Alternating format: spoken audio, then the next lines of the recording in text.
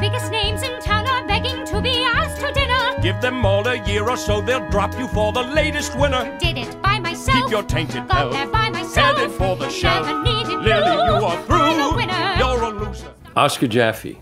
He's a director, playwright, and he's down on his luck. He's had 4 flops in a row, and I think he still has a very warm spot in his heart for Lily Garland.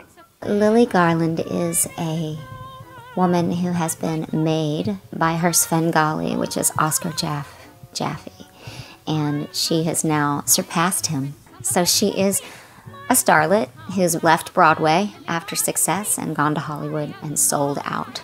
Oscar's in a jam, and he's got 16 hours to come up with a plan to get himself out of trouble and get himself out of the hole. And so he contrives to be in the same place at the same time with Lily Garland, and it happens to be on the train from Chicago to New York. And he's got 16 hours to turn his life around, and the only way he's going to do it is with Lily Garland's help. He's completely powerless to change anything without her. And so I've Got It All is my finding some way to entreat, terrify, manipulate, cajole, beg, plead her to work with me again and to ascend to the heights that Broadway can promise and pull herself out of the gutter of Hollywood and achieve that glory that she's capable of. And she said, why? I've got it all.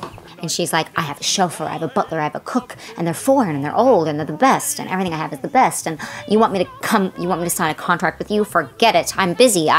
She's basically showing off her success to him, and probably nudging him a little bit, and he's like, you sold out to cheap, you're just another cheap dolly from Hollywood. And it makes her crazy, and then she gives it right back to him. So it's a lovely operatic argument, as I call it. Don't come at me with a contract. I will not sign any contract. Contract? Who said contract? Did you hear me mention contract? You know, I've always known Peter just through our business and the industry, and I've always liked him. And, you know, I remember and I always tease him, I'm like, I was really young when Sex, Lies, and Videotape came out. So young that my mom wouldn't let me watch it. And now he's my leading man. I love working with Kristin. I love being on stage with her. I love doing the photo sessions with her. And I love singing with her. I'm going to learn so much from her singing. I feel like the luckiest guy in the world. I feel very lucky because he has a very classic gentleman way about him. And that means a lot to me in life. So when I come to work, I'm getting to work with somebody who is a gentleman and who respects women and wants to be great.